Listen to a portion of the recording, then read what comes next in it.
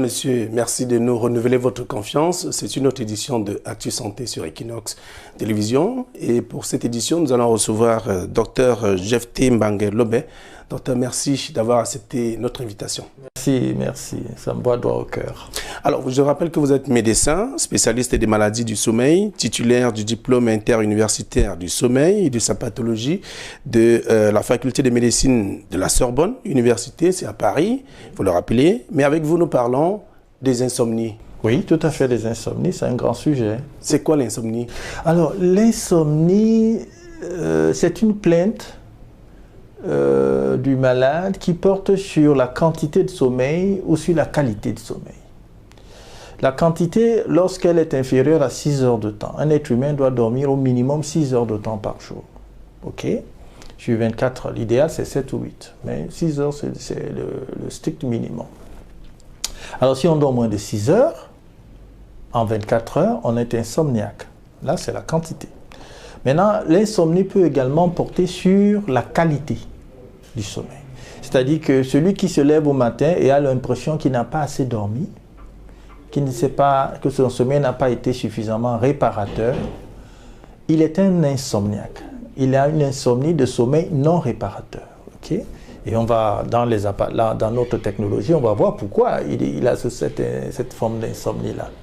Donc, la quantité et la qualité.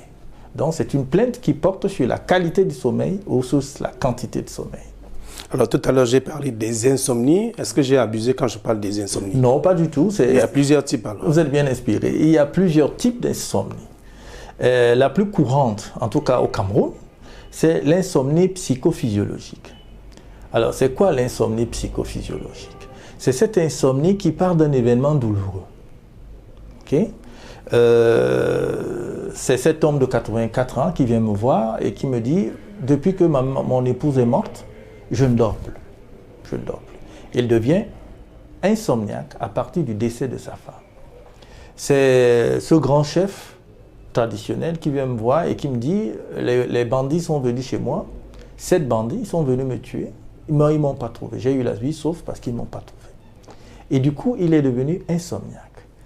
Et son insomnie va s'aggraver lorsque les commanditaires du crime seront relâchés, après 2 ou 3 ans en prison. Vous voyez, ça c'est des événements de la vie qui sont des événements extrêmement marquants.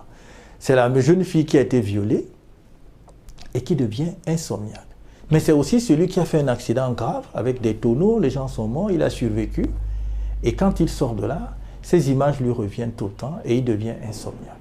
C'est aussi des hommes d'affaires qui font un revers en affaires, il s'en sort avec beaucoup de dettes, il a tout perdu, et en plus il a des dettes, il doit les payer au risque d'aller en prison, et du coup, cette personne devient insomniaque. Il y a comme ça, et je m'en voudrais de vous parler également des difficultés conjugales. Hein, les difficultés conjugales. La femme qui est dans un ménage infernal avec son mari, ça ne va pas, elle devient insomniaque. Ou alors des conflits psychologiques. C'est ce garçon qui a une fiancée, sa fiancée est grosse de lui, de ses œuvres, et cette fiancée l'appelle au matin, non, dans la nuit, 2 heures du matin, et lui dit « Je ne veux plus de toi ni de ton enfant. » Vous voyez ça? Elle dit qu'elle ne veut pas de l'enfant qui est encore dans son ventre et du géniteur. Et du coup, ce garçon devient insomniaque, parce qu'il est dans un conflit psychologique, il ne sait pas s'il va continuer avec cette fille ou s'il va arrêter. Alors, chaque situation de la vie où on ne sait pas quoi décider, si on continue ou si on arrête, chaque solution est pleine d'inconvénients, eh bien, on devient facilement insomniaque. Mais il y a également une autre cause d'insomnie psychophysiologique qu'on ne trouverait peut-être pas en Europe, mais qu'on trouve chez nous en Afrique, et particulièrement en Afrique noire. C'est la crainte superstitieuse. Vous savez, nous les Africains, nous croyons que les esprits existent. Hein? Nous tous, on croit que les esprits existent dans nos villages, bon voilà. Et donc, chaque fois qu'on est en situation de craindre que quelqu'un nous atteigne par leur voie des esprits, ça rend insomniaque. Okay? C'est ce monsieur qui vient de me voir, un éminent professeur de chimie, qui enseigne dans les lycées, et qui me dit qu'un jour, il est rentré, il y a 2 ans, il est allé à son village, et là, il fait un rêve. Il voit quelqu'un qui tient un gros serpent. Et ce monsieur l'enroule avec ce serpent. Et donc, depuis ce jour-là, il est devenu insomniaque. Parce qu'il a l'impression qu'il y a quelqu'un qui veut l'envoûter, qui veut l'ensorceler, n'est-ce pas? Et il développe donc une crainte superstitieuse et qui rend très, très insomniaque. Donc, il y a des insomnies dont on peut grouper tout ça dans le cadre des insomnies psychophysiologiques. Après ça, vous avez ce qu'on appelle l'insomnie paradoxale. C'est une insomnie mystérieuse. J'ai eu un cas là dernièrement. C'est quelqu'un qui vous dit « je ne dors pas ». Vous dites « combien de temps vous dormez dans la nuit ?» Il dit « j'estime à 1 heure ou 1 heure et demie ». Et puis vous le prenez au laboratoire, vous faites l'enregistrement vidéo polysomnographique. C'est même lui là. C'est là. C'est lui là. C'est son tracé là. Et vous voyez qu'il a dormi 7 heures de temps et lui dit qu'il a dormi 1 seule heure. C'est-à-dire que ce sont des gens qui dorment, mais dont la perception du sommeil est complètement malade, complètement altérée. Donc ils ne savent pas qu'ils dorment. Ils oublient qu'ils ont dormi. On appelle ça aussi l'hypoagnosie. On oublie qu'on a dormi. Donc c'est une autre forme d'insomnie qu'on appelle l'insomnie paradoxale. Mais il y a également l'insomnie idiopathique. C'est le garçon qui devient insomniaque très jeune, on ne sait pas pourquoi, et qui grandit comme ça. Qui grandit comme ça et il les devient.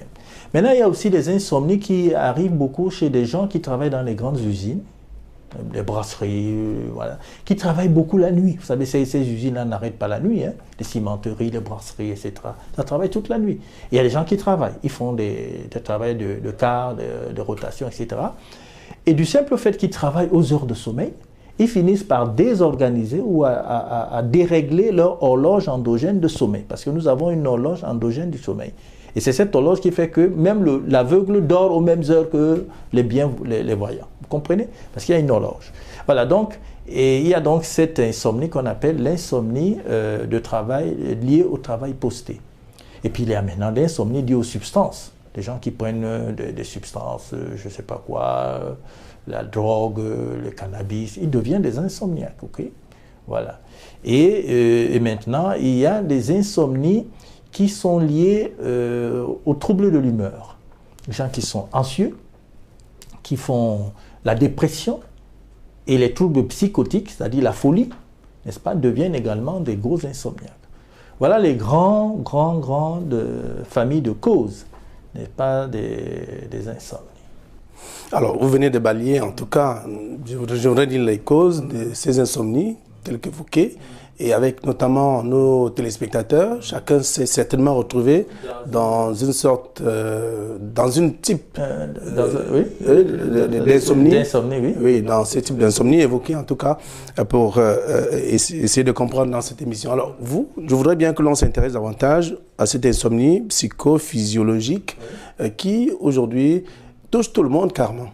Oui, les adolescents, les adultes et même les vieillards. Oui, oui, ça touche tout le monde, puisque tout le monde peut subir un événement stressant. Par exemple, vous perdez un enfant, vous pouvez devenir insomniaque. Hein, vous perdez un emploi, vous ne savez plus comment faire pour nourrir votre femme et vos enfants, et du coup, vous devenez insomniaque. Vous êtes victime d'une agression. Hein, les gens entrent chez vous, ils vous tapent, ils vous violent votre femme, etc. Et après cet événement, vous devenez insomniaque. Et puis même nos braves militaires qui sont dans les fronts, qui défendent le Cameroun à l'extrême nord avec Boko Haram, à l'est et même dans les provinces anglophones, enfin dans les régions anglophones, ils vivent un stress. Et après, quand ils quittent les champs de combat, ils font ce qu'on appelle un stress post-traumatique. Parce qu'ils doivent rester éveillés, ils peuvent tomber dans une embuscade, et puis voir les amis mourir, les gens avec qui ils étaient hier, ou qui aujourd'hui sont morts, etc. Et ils voient des scènes terribles. Et ça, ils vont faire un stress post-traumatique, ils peuvent faire un stress post-traumatique et développer donc des insomnies redoutables. Alors, on va dire que le stress est l'un des facteurs. Le stress est l'un des facteurs. Le stress professionnel, par exemple, quelqu'un qui travaille et a l'impression qu'il y a beaucoup d'intrigues, que le patron ne l'aime pas, qu'on veut le prendre dans des guet-apens, il y a des intrigues au lieu de travail. Chaque fois qu'il se lève le matin, il faut aller au travail. Il devient très stressé, il fait un stress professionnel. Ça peut être les intrigues, ça peut être aussi le volume de travail. Okay? le volume de travail et la délicatesse de ce travail, etc. Tout ça, ce stress professionnel peut aboutir à de redoutables insomnies. Et davantage des problèmes conjugaux. Vous voyez bien que dans des couples, lorsque ça ne marche pas, on perd le sommeil également. Oui, quand ça ne marche pas, on perd le sommeil. Alors là, il y a ce qu'on appelle le conflit, j'ai dit ça tout à l'heure, le conflit psychologique. C'est-à-dire que vous avez un problème dans le couple, mais vous ne savez pas quoi décider. Est-ce que vous continuez ou est-ce que vous arrêtez, hein? Surtout chez les femmes. Elles ne savent pas s'il faut continuer ou s'il faut arrêter. Mais j'ai aussi vu beaucoup d'insomnie chez des hommes qui ont été abandonnés par la femme. C'est-à-dire, vous avez une femme, et puis elle part avec les enfants. Et du jour au lendemain, vous vous retrouvez sans épouse, sans enfants. Alors, ils deviennent facilement des insomniaques, ces genres de personnes. Et parfois, la femme dit aux enfants, j'ai eu ça, j'ai vu un cas comme ça, un monsieur qui m'est venu de Mbalmayo, la femme dit aux enfants que votre père vous tue.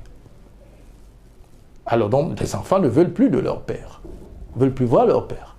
Et ça rend terriblement insomniaque. Ça a rendu ce monsieur terriblement insomniaque.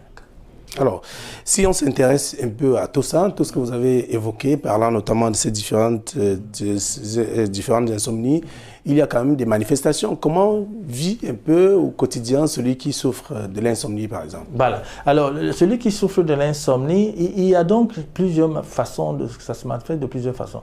Nous avons ce qu'on appelle l'insomnie d'initiation, les difficultés d'endormissement. C'est-à-dire, cette personne se couche et attend le sommeil pendant plus de 30 minutes. Normalement, une fois que vous vous couchez, dans les 30 minutes qui suivent, vous devez commencer à dormir. Si vous vous attendez plus longtemps, il y a là déjà une forme d'insomnie, qu'on appelle l'insomnie d'endormissement ou d'initiation. Vous avez du mal à initier le sommeil, à commencer le sommeil. Maintenant, il y en a qui commencent bien. Mais ils ont du mal à sustenter le sommeil, à le maintenir. Okay? Donc, ils vont perdre le sommeil pour un oui ou pour un non. Okay? Par exemple, se lève pour aller aux toilettes, il revient, ne dort plus. Voilà. Donc, il a du mal à le garder. D'autres le gardent eux-mêmes, mais ils le perdent très tôt, au petit matin. Donc, à 4 heures, le sommeil est parti et il reste donc comme ça jusqu'à 6 heures, jusqu'au lever. Voilà, cette forme-là, c'est la forme, ce que nous appelons réveil précoce, l'insomnie par réveil précoce. Maintenant, il y a une quatrième forme qui est l'insomnie de sommeil non réparateur. C'est-à-dire qu'il a dormi bien, il a initié son sommeil, il a gardé, il s'est levé à 6 heures comme tout le monde, mais il a l'impression qu'il n'a pas bien dormi. OK? Et puis il a beaucoup de mal à quitter le lit, il n'a pas bien dormi, alors que tout le monde a vu qu'il a dormi. Donc c'est une autre forme d'insomnie qu'on appelle l'insomnie de sommeil non réparateur. Et on voit ça bien, la technologie nous permet de voir ça. C'est en général des gens qui ont beaucoup de micro-éveils.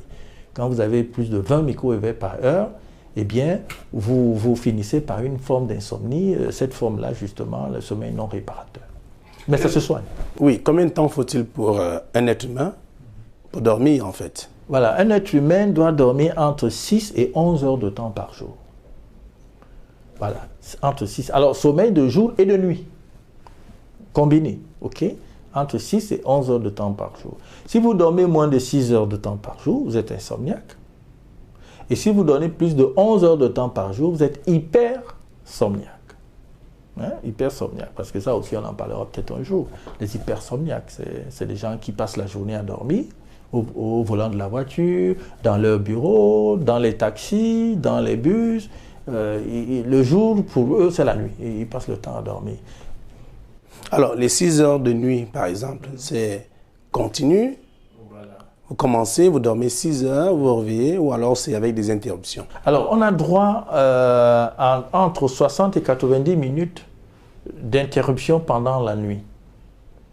Au-delà de 90 minutes d'interruption, on parle d'une insomnie de maintien. Parce que vous savez, vous vous levez pour aller aux toilettes, vous revenez, un petit temps pour dormir, vous allez aux toilettes, des choses comme ça, vous vous réveillez et puis vous vous rendormez, il y a quantité de choses. On a droit entre 60 et 90 minutes, n'est-ce pas, de ce que nous appelons la veille intra-nuit. Au-delà, ça devient pathologie. Ça veut dire que vous avez difficulté à maintenir le sommeil. Alors, on a peut-être oublié d'évoquer un volet mais qui semble important. Ces élèves qui sont en période d'examen. Oui, tout à fait. Qui ne dorment presque plus parce qu'ils sont stressés. Ils veulent que la date de l'examen arrive et qu'elle passe. Mais avant cette période, on perd le sommeil carrément. Oui. Alors, l'élève qui prépare ses examens et qui travaille la nuit, qui travaille énormément, c'est de ça que vous parlez. Oui. Il travaille la nuit et donc il finit par dérégler. C'est-à-dire que chaque fois que vous travaillez aux heures de sommeil, on appelle ça le travail posté, le travail aux heures de sommeil.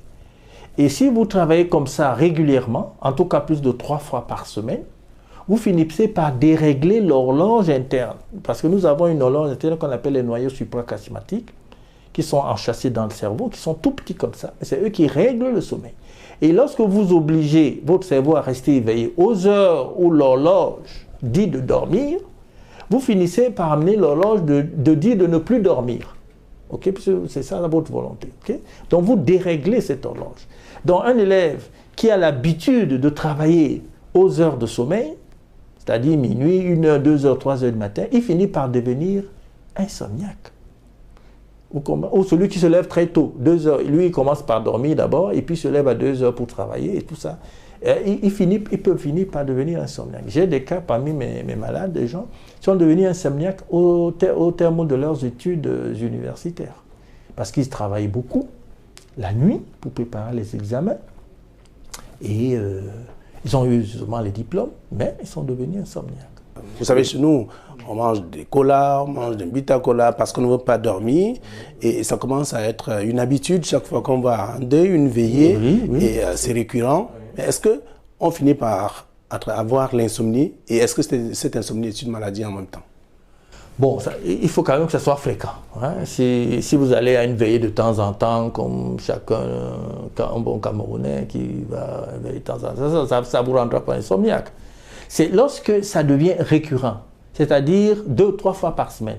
C'est pour cela que c'est surtout le fait, soit des enseignants qui passent la nuit à préparer les cours et à noter les élèves, à corriger des copies, ils deviennent facilement des insomniaques. Les étudiants, les enfants qui sont sérieux avec leurs études, qui apprennent beaucoup, deviennent insomniaques. Vous comprenez? Donc je veux dire que pour que ça aboutisse à l'insomnie, il faut que ça soit récurrent. 2-3 fois par semaine, vous ne dormez pas aux heures de sommeil, vous travaillez, vous pouvez devenir facilement un insomniaque. Alors, vous êtes le spécialiste des maladies du sommeil. Je voudrais maintenant aborder un volet important aussi, mais pas pour dire que ce qu'on a dit au début n'est pas important, mais davantage, comment se fait la prise en charge de quelqu'un qui souffre de l'insomnie, par exemple psychophysiologique, chez nous ou chez vous, parce que dans vos multiples, je voudrais dire, ceux qui viennent en consultation, vos multiples consultations, il y a des cas qui sont diverses, je veux dire sous forme, des formes différentes, avec des causes différentes. Oui, comment se fait la prise en charge, par exemple, de cette forme d'insomnie? Alors, la psychophysiologique. Alors, si c'est la physiologie, il faut donc interroger le malade et pour l'amener à découvrir, ou vous découvrez ensemble, la cause, l'événement qui a causé l'insomnie. Ok? Vous avez un monsieur qui construit une maison et à un moment donné, on dit qu'il a mal fait la dalle. Et à partir de ce moment-là, il est devenu insomniaque. C'est la dalle. Il faut le lui rappeler que son insomnie a une cause. C'est cette fameuse dalle qui a été mal faite. Comprenez? Il faut l'amener donc, peut-être avoir un psychologue pour faire la paix avec cet événement. Sinon, vous aurez du mal à surmonter cette insomnie. Bon, donc, première chose, il faut trouver la cause, l'événement douloureux, l'événement stressant, qui est le point de départ. OK? Maintenant, il y a ce que nous appelons les événements. Il y a déjà une génétique, il y a des facteurs prédisposants. Il faut les découvrir. Il y a des familles d'insomniaques. Il faut savoir si cette personne est dans une famille d'insomniaques. Mais ça, c'est rare, les familles d'insomniaques. Deuxième chose, il faut voir l'événement précipitant.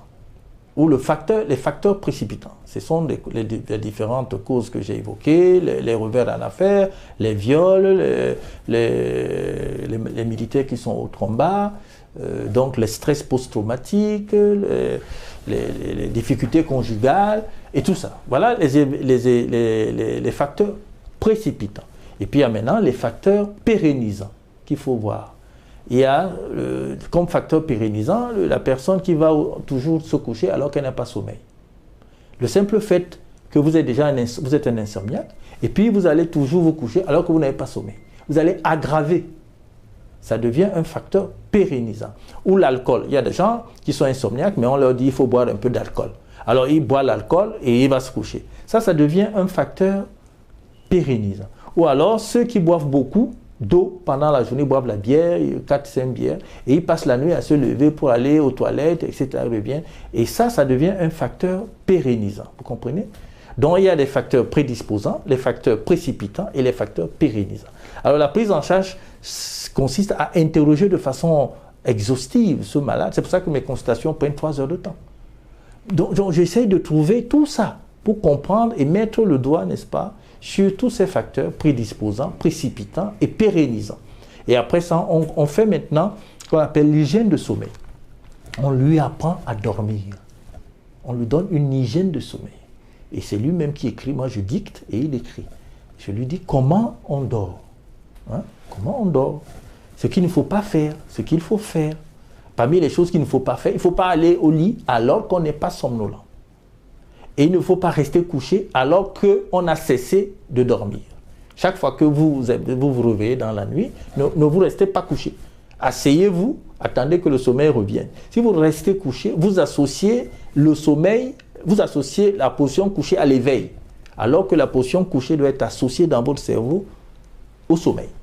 Donc vous aggravez l'insomnie. Vous comprenez? Donc on leur donne toute une hygiène de sommeil et puis maintenant on va aux médicaments. N'est-ce pas, les médicaments qui sont des hypnotiques, il y a plusieurs familles de médicaments, il y a ceux qui sont à base de mélatonine, la neurohormone du sommeil, ceux qui sont des benzodiazépines, ceux qui sont la famille des aides, des antidépresseurs hypnotiques, bref, il y a plusieurs familles et on voit la famille qui convient, parce qu'entre temps aussi, j'ai oublié de vous dire, il faut voir, chaque insomnie crée toujours à la longue un syndrome anxio-dépressif. C'est-à-dire la personne qui a été insomniaque longtemps devient anxieuse. Devient anxieuse ne serait-ce que parce que quand la nuit arrive, elle se demande est-ce que je vais dormir ou est-ce que je vais souffrir. Et ça là, au fil du temps, ça rend la personne anxieuse. Et de l'anxiété, elle évolue vers la dépression. Il y en a qui me viennent ici avec des idées de suicide. Parce qu'à un moment donné, elle préfère se suicider, n'est-ce pas, que de continuer à souffrir comme ça toutes les nuits. Voilà, donc il faut également évaluer le quotient anxio-dépressif du malade et soigner. Si on ne peut pas soigner seul, on soigne avec un psychiatre. Okay? Parce que si vous ne réglez pas le côté anxio-dépressif, vous ne réglez pas. Alors, donc on peut guérir de l'insomnie? Absolument, oui. On peut guérir, justement. Alors, est-ce qu'il y a... c'est une médecine connue au Cameroun, en Afrique? C'est une médecine... Vous semblez être l'unique spécialiste. Oui, je suis le premier. Je suis le premier médecin du sommeil de toute l'Afrique centrale et je suis le seul qui ait fait des études de sommeil et qui soit diplômé, n'est-ce pas, pour le traitement des maladies du sommeil. Je suis le seul. Il y en aura d'autres. Moi-même, je pense très sérieusement à commencer à donner des cours et à former les jeunes dans cette science, parce que moi, j'ai 62 ans, donc il faut former, sinon, voilà. Vous respectez le sommeil, vous ne souffrez pas de l'insomnie? Non, je suis petit dormeur, mais je ne suis pas insomniaque. Parce que parmi les gens qui dorment bien, il y en a les petits dormeurs, les moyens dormeurs, les gros dormeurs. Okay? Moi, je suis petit dormeur, mais je ne suis pas insomniaque. Très bien. Je rappelle que vous êtes docteur Jephté Mbangue Lobin. Vous êtes médecin spécialiste des maladies du sommeil, titulaire du diplôme interuniversitaire du sommeil et sa pathologie, de la faculté de médecine de la Sorbonne Université, c'est à Paris. Merci d'avoir répondu à nos questions. Merci d'avoir également édifié nos téléspectateurs sur les insomnies. Les insomnies. D'accord, merci à vous. Merci. Merci à vous également, chers téléspectateurs. J'imagine et je pense que vous avez chacun trouvé, en tout cas, une orientation à la pathologie qui vous dérange, surtout si vous êtes quelqu'un qui souffre de l'insomnie. Merci de rester sur Equinox et à très bientôt.